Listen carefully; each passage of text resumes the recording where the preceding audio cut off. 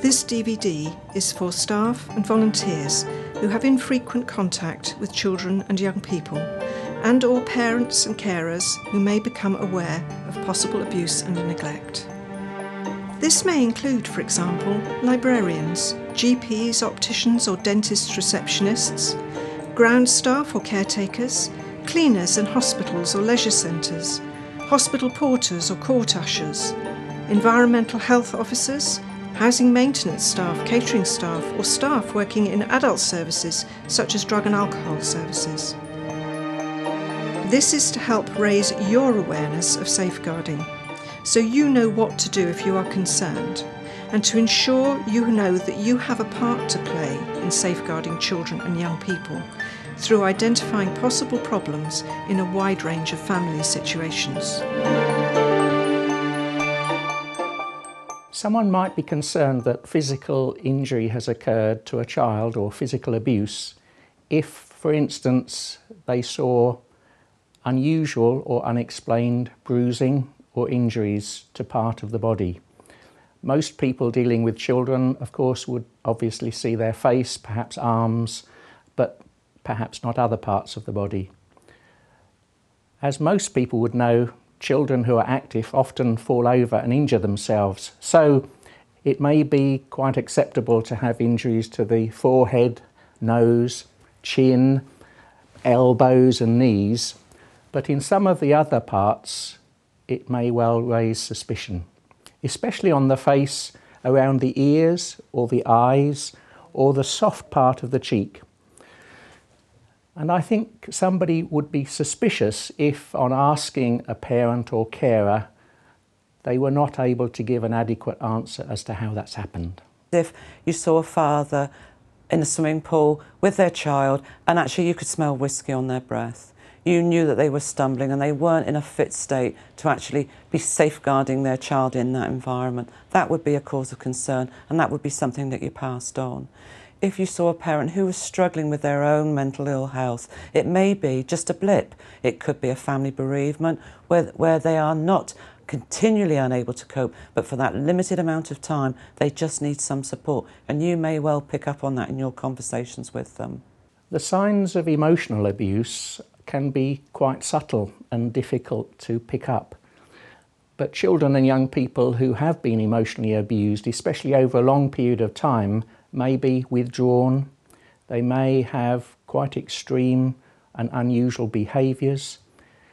They tend not to trust other people and are suspicious of them, and may, in teenage years, for instance, get into almost self-abusive behaviour, including substance misuse, alcohol abuse, and even self-harming behaviour like cutting. In younger children, emotional abuse often results in poor behaviour, but difficult relationships. So there may be difficulty in bonding at school or at nursery, for instance, and they may show signs of high anxiety, very fearful about getting into certain situations and not able to relate either to situations or to people. If we look at the areas of child development, we get really concerned when a child misses a lot of schooling. So as a receptionist, if you notice when mum comes in maybe to collect prescriptions, the child's with her all the time and it's during the school day, that should be actually noted and of concern. If the mum is bringing them in frequently with continuous runny noses, if there is nothing really medically wrong with the child, we should be concerned about them.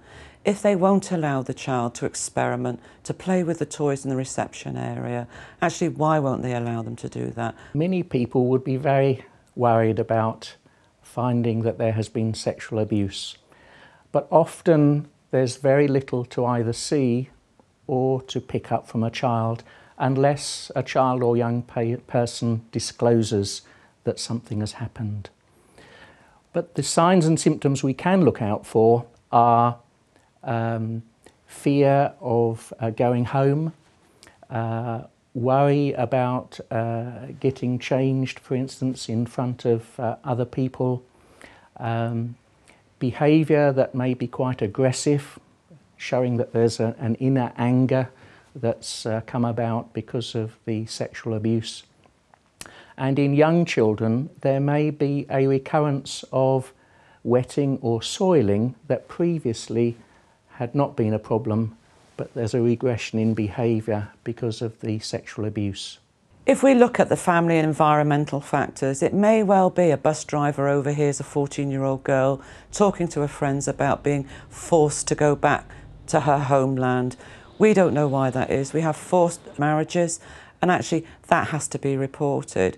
We have people talking to people who have just been put out of work. That has a huge stressful factor for the family and may well lead to some support being needed for the child and the family. It's looking at, when you're collecting things from the house, is the house in a fit state to actually be lived in? Whether children and young people come from poor families or well-to-do families, there are still things that we can look out for that would raise our concern for neglect. We do have concerns about children who regularly turn up, let's say, to school with inappropriate clothing for the weather, with unkempt hair, grubby, and perhaps lacking personal hygiene.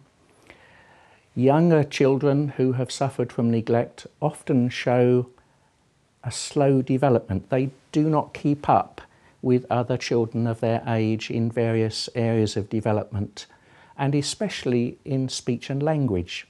That may be an early sign that the family or the carers have not been responding to them and speaking to them.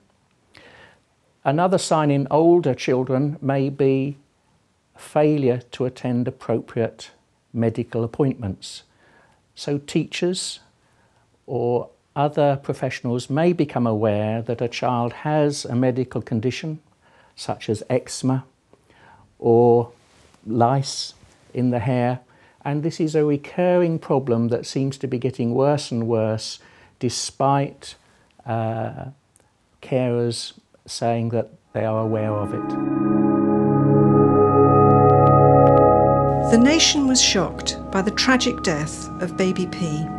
The toddler died on the 3rd of August 2007 at the hands of his mother, her partner and their lodger, despite the fact he was on the Child Protection Register.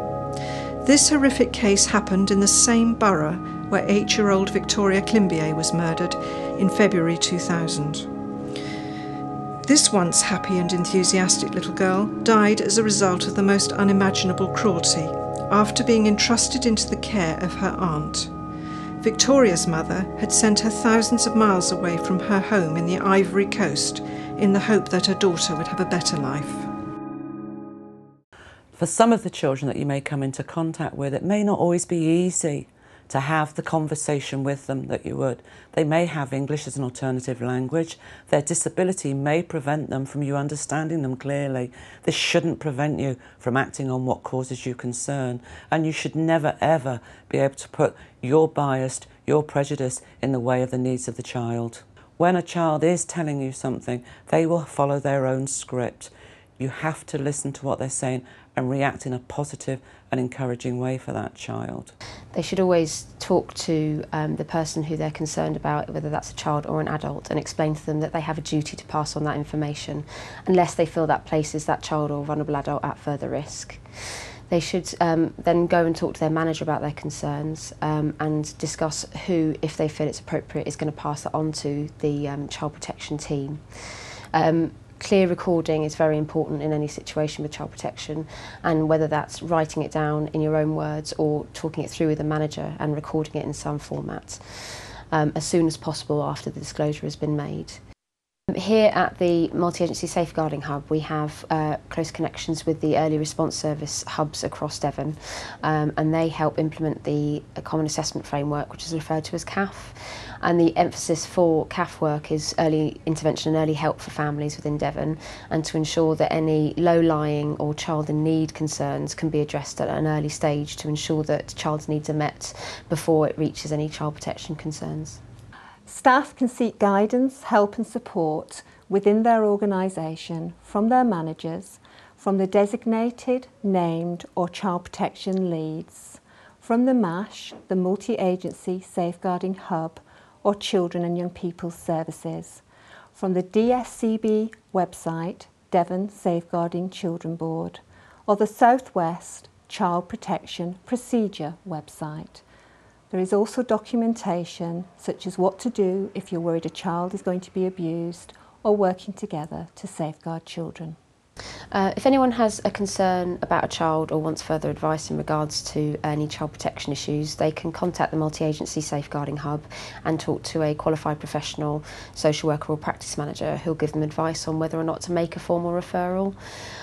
Before a referral is made, it's really important to talk to a family in regards to gaining consent to share that information, unless there is child protection concerns which would place that child at immediate risk if that was discussed with the family. Professor Monroe was asked to do a review of the whole child protection system. Her report emphasises the importance of early help, early intervention, prevention and working in partnership with parents and carers of children and young people. She puts the focus and the emphasis back on the child and on frontline professionals. All of us share responsibility, not just the paediatricians or the police or the social worker, but all of us share that responsibility. The government very clearly stated a few years ago that everybody in society actually had a responsibility to the children within our care. It's all our duties to make sure the children grow up being happy, healthy individuals, and they contribute back to society what we would like them to. We can't now just turn around and say, this is social services, this is education's fault. We all have to be a part, a big society, to make the life of that child fulfilling. There is an increasing acceptance that looking after children who are by definition vulnerable and the future of our families and country is a responsibility for all of us, whether we have children of our own or whether we are sharing in care of those children. We all need to take that responsibility. Every member of staff, professional or member of the public has a duty to safeguard children, so whether that's in a professional capacity or out on the street as a member of the public. It's important that everyone has an awareness of child protection concerns and how to report them so that we can safeguard children appropriately in Devon. It's important that everybody is aware of their safeguarding responsibilities, because child protection is everyone's responsibility and we all have a role to play in keeping children and young people safe. It only takes one person to note something that's not right and to do something about it that could make a huge difference to that individual child.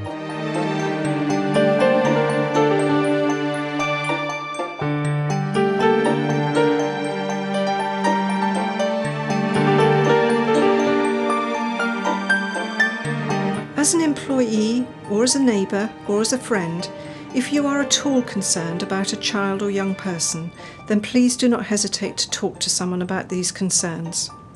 For information about who to contact, go to the Devon Children's Safeguarding Board website, dscb.info.